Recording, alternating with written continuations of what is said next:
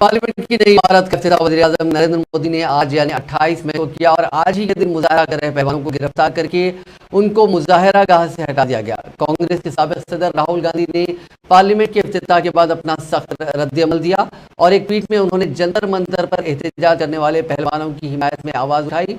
राहुल गांधी ने कहा कि ताजपोशी मुकम्मल हो गई, मगरूर बादशाह सड़कों पर आवाम की आवाज को कुचल रहा है।